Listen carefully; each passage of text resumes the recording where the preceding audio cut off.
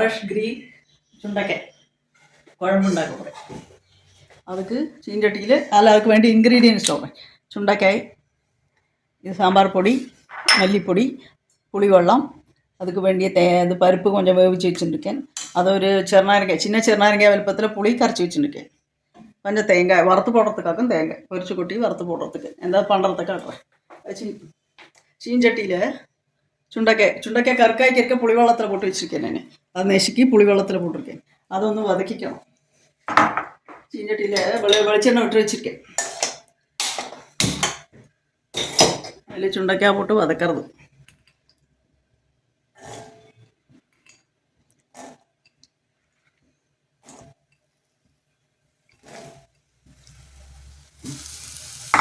அதை நம்ம வதக்கிறோம்.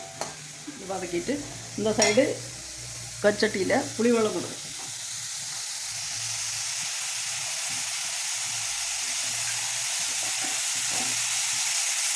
புளி வெல்லம் விட்டுட்டு அதுக்கு வேண்டிய மஞ்சப்பொடி போடுறோம். மஞ்சப்பொடி, மல்லிப்பொடி, பெருங்காயம், உப்பு போட்டு நல்லா திளைக்கட்டும். திளைச்சிட்டு இது நல்லா ஒன்று வதக்கிட்டு இது கூட சின்ன ஆனியனும் வச்சுருக்கேன். அதையும் இது கூடயே சேர்த்து போட்டு வதக்கிறேன்.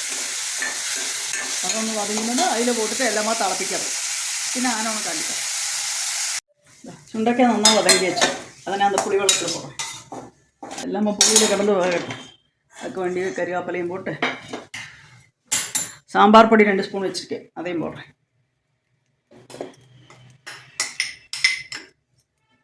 எல்லாமே திளைக்கட்டும். നന്നാ ഒന്ന് കുറുകിന പിന്നെ പരിപ്പ് വിട്ടിട്ട് പൊരിച്ച് കൊട്ടുறது കാട്ടുறேன். இந்த வறுக்கிறதுக்குள்ளது போடுறேன். വെളിച്ചെണ്ണ വിട്ടിട്ട് கடுகு உளுத்தம்பருப்பு போட்டால் கடுகும் மிளகாவத்தலும் கருவேப்பிலையும் போட்டுருக்கேன். போட்டு தேங்காய் சோக்காக வறுக்கணும். இந்த சைடு அதுக்கு வேண்டிய வெல்லம் போடுறோம்.